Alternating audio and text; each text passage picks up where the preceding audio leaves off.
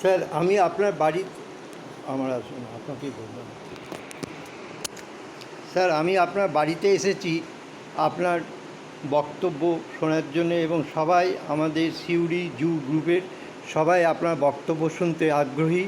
তাই আপনার বক্তব্য আশীর্বাদ বাণী আপনার অনেক কিছু ধ্যান ধারণা আমাদের পরামর্শ সব কিছু আপনি টুকরো টুকরো করে সাজিয়ে আজকের এই উপস্থাপনায় সাজিয়ে দেবেন।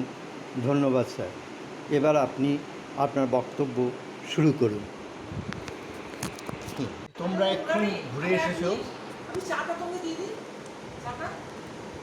তোমরা পুনর্মিলন করে ঘুরে এসে এইমাত্র এবং খুব ভালো করে ঘুরেছো, আনন্দ পেয়েছি আমি। এটা একটা বড় কথা। কিন্তু তার চেয়েও বড়ো কথা হলো আমার মনে হয় যে ব্যক্তিগতভাবে মনে হচ্ছে যে এইটা ঠিক জুওলজি ডিপার্টমেন্টের রিউনিয়ন হলো না। কেননা এই রিউনিয়নটা হওয়া উচিত ছিল জুওলজি, একমাত্র সিউড়ি জিজ্ঞাসা করলে যে জুওলজি ডিপার্টমেন্টেই, তাহলে না হলে সেটা এমনি হয়তো গেট টুগেদার হতে পারে কিংবা একটা মেলামেশা হতে পারে, কিন্তু ঠিক জুওলজি ডিপার্টমেন্টের গেট টুগেদারের থেকে মনে হচ্ছে না। যাই হোক, সেটা বিভিন্ন কারণে হয়তো হয়ে ওঠেনি। এইটা ক্যাটাগরি করা হয়েছে কেন আমি জানি না।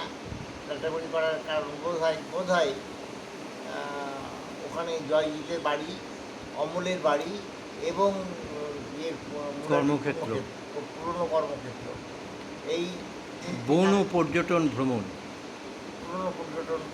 বন পর্যটন ভ্রমণটাই মেন ছিল। যাই হোক, এইটা ওরা করেছিল, কিন্তু আমি মনে করছি এটা ঠিক গেট টুগেদার হয়েছে, কিন্তু পুনর্মিলন উৎসব সিউড়ি বিদ্যাসাগর কলেজের জুওলজি ডিপার্টমেন্টটা হয়নি। এটা 1 নম্বর কথা। 2 নম্বর কথা হচ্ছে যে ওরা যে ঘুরে এসছে তাতে লাটাগুড়ি করাতে একটা অসুবিধা হলো, যারা বয়স্ক মানুষ তারা কখনোই যেতে পারবেন না। কোথায় ভূদেব ঘোষ যেতে পারছেন, বা সোমনাথ ব্যানার্জি বা সৌরভজ্যোতি মুখার্জি, এরা কেউ যেতে পারবেন না। অবশ্য বলা যেতে পারে যে তারা সিউড়ি হলেও আসতে পারবেন না।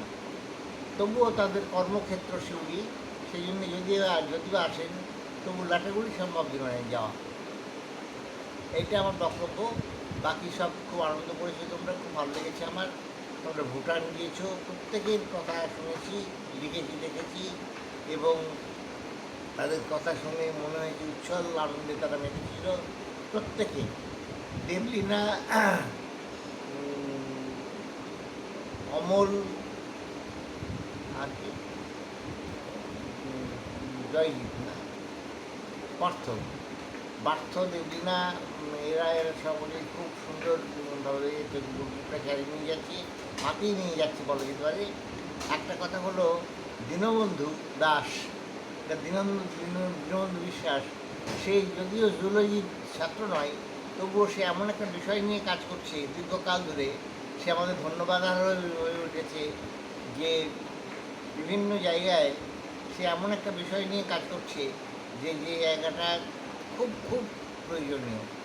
এবং সাপদের যে পুনর্বাসন দেওয়া দরকার, সাপদের যে একটা বিষাক্ত কোনটা অবিষাক্ত কোনটা সেইটা দেখার দরকার, বোঝার দরকার, সেগুলো তারা বুঝিয়েও দিচ্ছেন উনি। তার জন্য তিনি বিশেষভাবে ধন্যবাদ পেতে পারেন। আমার এইটুকুই বক্তব্য। আর আমার বক্তব্য হচ্ছে যে তোমরা যদি ভবিষ্যতে করো তাহলে যেন সিউড়ি করা হয়। আমি জানি না যে আমার স্বাস্থ্যের কারণে আমি হয়তো সিউড়িও যেতে পারবো না, তবুও সিউড়ি হলে পরে মনে হচ্ছে সিউড়ি জুওলজি ডিপার্টমেন্টের রিউনিয়ন, সেই জন্যেই মনে হচ্ছে এটা করা যেতে পারে।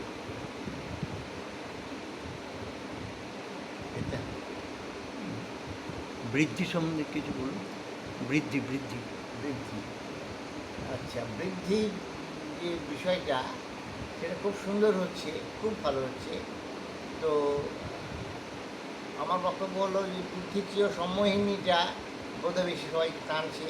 সম্মোহিনী বৃদ্ধির মধ্যে একটা অংশ, যেটাতে বিশেষ করে কাজ দিয়েছে সাথী এবং বিশ্বদেশের গলা এবং আবৃত্তি গান ইত্যাদি।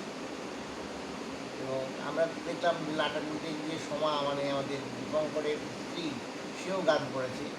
এবং খুব আনন্দের সঙ্গে তার ছিল। এবং এই জিনিসটা আমি মনে করছি যে বৃদ্ধির যে ব্যাপারটা সেটা খুব সুন্দরভাবে প্রতিস্থাপিত হচ্ছে। ধন্যবাদ স্যার, ধন্যবাদ আপনাকে পুনরায় প্রণাম করে